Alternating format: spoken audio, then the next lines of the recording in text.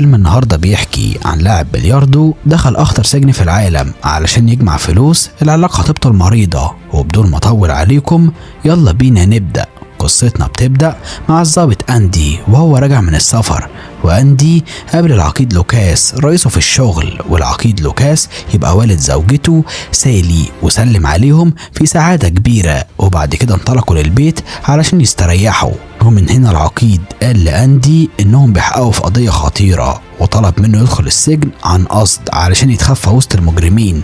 فأندي قال له إن هو هيفكر في الموضوع. وبعد فترة هو وسالي ودعوا العقيد وانطلقوا في طريقهم، لكنهم لما كانوا في العربية فاتفاجئوا إن في راجل مجهول قابل العقيد وضربه بالنار وجري من المكان. فالاتنين انطلقوا بأقصى سرعتهم علشان ينقذوه، لكنهم وصلوا متأخر، وبالصدفة لقوا صباعه مقطوع ومرمي في الأرض. ولما فحصوا الحمض النووي فاكتشفوا إن الصباع ده خاص بمجرم خطير اسمه سيانج، وسيانج يبقى تم اعدامه من سنتين. ومن هنا أندي قال ازاي مجرم ميت من سنتين متورط في جريمة قتل، وقرر ان هو لازم يدخل السجن علشان يعرف حقيقة الموضوع. وبالفعل أندي راح لنادي ليلي، وهناك لاحظ ان في مجموعة من البلطجية، وانتظر الفرصة المناسبة ونزل فيهم طحن بدون رحمة لحد ما افقدهم الوعي. وبعد كده البوليس وصل وقبض عليهم كلهم. وقبل ما أندي يترحل على السجن فطلب من صاحبه يخلي باله من سالي، وقاله ان هو هيكتشف سر قتل العقيد وهيخرج بأسرع وقت. وللأسف أندي وصل للسجن واتهزق من الحراس لأن مفيش أي حد يعرف إن هو ظابط. وهناك قابل تشارلي زميله في الزنزانة، ده غير إن هو اتعرف على ليو مدير الرهانات، وقرر إن هو يتحدى أقوى مقاتل في السجن علشان يندمج وسط المجرمين. وبالفعل القتال اتنظم ورئيس الحراس اتفرج عليه. ومن هنا أندي اتحدى بلانكو المقاتل المدمر على أمل إن هو يتشهر ويقدر يصاحب المساجين، ولكن بلانكو مسكوا طحنه وهزقوا قدام الجميع وسابه فاقد الوعي ومش قادر يقف. وأندي استريح في الزنزانة علشان يعالج جروحه. أما ليو فاتكلم مع المأمور وطلب منه يروح المطبخ علشان يعمل الغداء لأنه طباخ ماهر جدا. وبالفعل ليو بدأ يطبخ وأظهر مهارته الخرافية، ولكنه انتهز الفرصة وغفل الحارس وأفقده الوعي. وبعد كده سرق ملابسه وجزمته، لكنهم كانوا صغيرين عليه واتقطعوا، ومع ذلك استمر في طريقه. ولما ليو كان بيهرب في واحد من الحراس طلب منه سجارة، والمشكلة ان الكلب البوليسي فضل يشمشم في رجل ليو وكان هيكشفه. فليو غفل الحارس وضربه هو والكلب وجري بأقصى سرعته. وتاني يوم الصبح ليو قابل سيارة راجل غني بالصدفة فأخدها منه، وبعد كده راح للمدرسة وهناك قابل ابنه الصغير وسلم عليه في سعادة كبيرة. ولكن بالليل فليو عرف ان البوليس هيقبض عليه، فودع ابنه في حزن شديد لحد لما الشرطة وصلت ومسكوه أخيرا. وطبعا مدير السجن كان غضبان بشدة وعلم ليو الأدب قدام كل المساجين، ده غير ان هو خلاه يعتذر للكلب البوليسي لأنه ضربه. وبعد كده بتنتقل بينا الأحداث لعرض أزياء، وهناك بنقابل لانج، ولانج يبقى لاعب بلياردو محترف، وفي رجل غني عرض عليه $500,000 علشان يخسر البطولة. فلانج قال لخطيبته كيكي ان هو هيغفل الراجل وهياخد منه الفلوس وهيكسب البطولة في نفس الوقت. وبالفعل لانج نفذ خطته ولعب في بطولة البلياردو بمهارة عالية جدا ملهاش مثيل، ومسك خصمه هزقه قدام الناس كلها. فالراجل الغني حس بالغضب الشديد، وبعد فترة رجع هو وأتباعه وعملوا لانج كمين هو وخطيبته كيكي. ومن هنا بيظهر ان لانج يبقى شخص ماهر بالفنون القتالية وعنده خبرة رهيبة بالكونج فو، وروق على أتباع الرجل الغني بسهولة تامة. ولكن الرجل الغني مسك كيكي وطعنها بالسكينة واختفى من المكان. فلانج أخدها للمستشفى وعرف إنها محتاجة عملية قدرها $250,000. علشان كده لانج بدأ يلعب قمار بكل الفلوس اللي معاه، واتورط في قتال مع عصابة كبيرة جدا لأنه كسب الرهان. وفي البداية لانج حاول ياخد الفلوس ويهرب، لكنهم حاصروه من كل اتجاه. ومن هنا حصلت مصيبة رهيبة، ولانج كان بيدافع عن نفسه باستخدام سكين، ولكن في واحد من أفراد العصابة هجم عليه والسكينة دخلت في قلبه بدون قصد. وبكده لانج راح في داهية واتورط في جريمة قتل. والمشكلة الأكبر إن الشاب اللي مات يبقى أخو رئيس عصابة كبيرة، ووعد نفسه إن هو هيقتل لانج مهما كان التمن وهيرجع حق أخوه من تاني.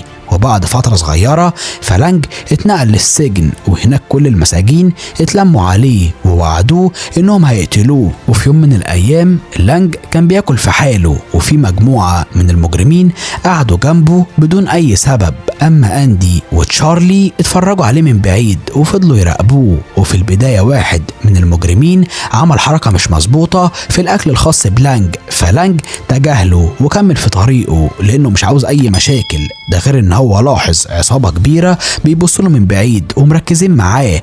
ولما لانج كان بيشرب، في واحد من العصابة اخد سكين وحاول يغفله، ولكن لانج كانت ردة فعله سريعة جدا وملهاش اي مثيل، وقدر ان هو يتصداله باعجوبة. ولكن من حسن الحظ المساجين ابعدوه عنهم ومأمور السجن وصل. وفي البداية المساجين حاولوا يخبوا السكين، ولكن اندي وتشارلي اعترفوا للمأمور عليهم وكشفوهم، علشان كده المأمور ارسلهم للحبس الانفرادي. وبعد كده بنقابل كازابلانكا، وكازابلانكا يبقى مجرم قديم جدا وكل المساجين بيحبوه. وقبل لما يخرج من الحبس الانفرادي فالمأمور طلب منه ما يعملش اي مشاكل ويمشي في حاله. ومن هنا بنعرف ان كل المساجين بيحترموه وعملوا له احتفال كبير جدا بخروجه. ومن البداية كازابلانكا جمع اتباعه واخد اندي رهينة، وبعد كده قال له انا عارف انك بتدور على المجرم سيانج اللي مات من سنتين، وطلب منه يوقف بحث لانه بكده هيوقع نفسه في مشاكل كبيرة جدا. وتاني يوم اندي كان بياكل في حاله، وفي ضابط اتبلطج عليه واخد الاكل بتاعه، فكازابلانكا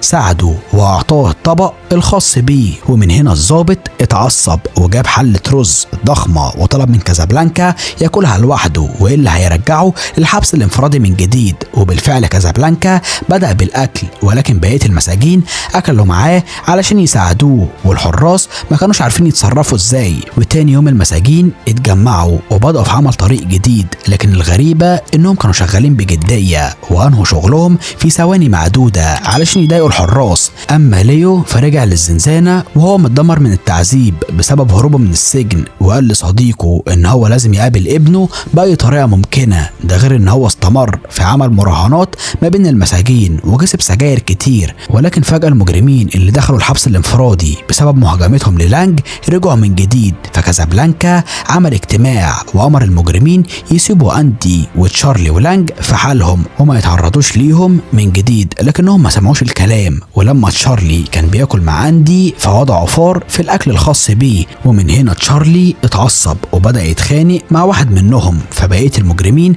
اتلموا عليه وصبوا بشدة. ولكن من حسن الحظ اندي قدر ان هو يدافع عن نفسه بشراسة عالية جدا، وفي النهاية رئيس الحراس ضربه ووضعه في الحبس الانفرادي. وفي يوم من الايام المساجين كانوا شغالين في حالهم، ولكن ليو شتت الحراس وسرق السيارة الخاصة بيهم واختفى هو وكازابلانكا. وبالفعل كازابلانكا سأل ليو هو عاوز يهرب ليه، فليو قال له انه كل حلمه ان هو يخرج من الصين هو وابنه علشان يعرف يعيش معاه بامان. ومن هنا الضباط قفشوهم وضربوا عليهم نار، فكازابلانكا ضحى بنفسه وقال ان هو صاحب خطة الهرب. وللأسف كازابلانكا اتقتل من رئيس الحراس وليو اتقبض عليه من جديد. وبعد فترة صغيرة كل المساجين اتجمعوا وليو رجع السجن وهو شايل كازابلانكا على كتفه، ولكن الحراس كذبوا وقالوا انهم قتلوا كازابلانكا لانه هاجمهم وكانوا بيدافعوا عن نفسهم. وفي الوقت ده بول اخو الشاب اللي لانج قتله فعرف ان هو لسه عايش، فحس بالغضب الشديد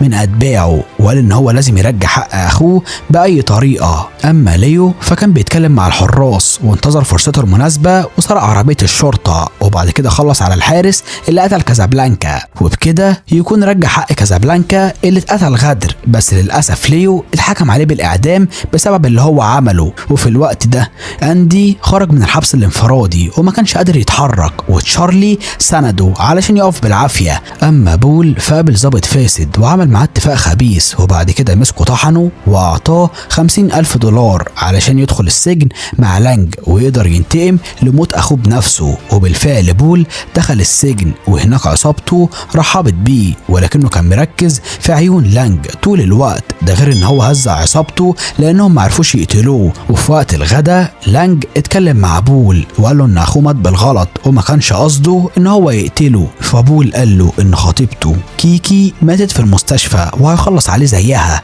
ومن هنا لانج اتعصب وحس بحزن شديد. وبعد كده بول جهز سكينتين واستعد للحرب، وكل المساجين والحراس فضوا له الساحه هو ولانج علشان يتقاتلوا حتى الموت. وفي البدايه الاتنين كانوا متعادلين ونزلوا طحن في بعض بدون اي رحمه، ولكن مع الوقت لانج اتفوق واستخدم مهاراته الخرافيه بالكونج فو، وقوه تحمله كانت رهيبه جدا، علشان كده قدر ان هو يثبت بول في الارض وكان هيخلص عليه. ومن هنا لانج عفى عنه وهاجم رئيس الحراس الفاسد بدلا منه، ولكنه اتمسك واتطحن. ولما بول حاول يساعده فالحراس ضربوه بالنار. ومن هنا رئيس الحراس كان هيقتل لانج، لكن اندي قال ان هو هيكشف كل اسراره للمأمور فسابه يعيش، وامر الحراس يدخلوه الحبس الانفرادي هو وبول. وتاني يوم كان في احتفال كبير جدا في السجن بسبب رأس السنة الصينية. ومن هنا رئيس الحراس اعطى واحد من المجرمين مادة متفجرة وطلب منه يزرعها في زنزانة اندي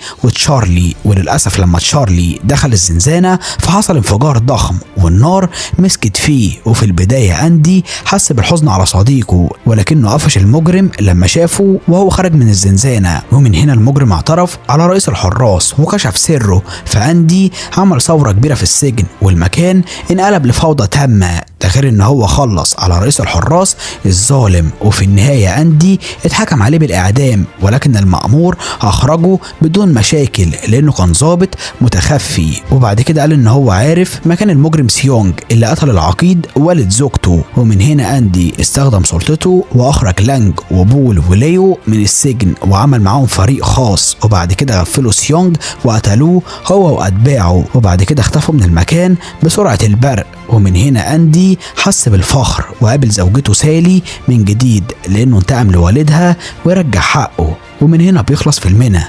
انا مينا اسحاق. فلو عجبك الفيلم ما تنساش تحط لايك وتشترك في القناة وتفعل زر الجرس علشان يوصلك كل الملاحظات النارية. وما تنساش تعمل متابعة على صفحة الفيسبوك علشان تقول لنا على الافلام اللي تحب نلخصها لك. اشوفك الفيلم الجاي يا صديقي. يا الله سلام.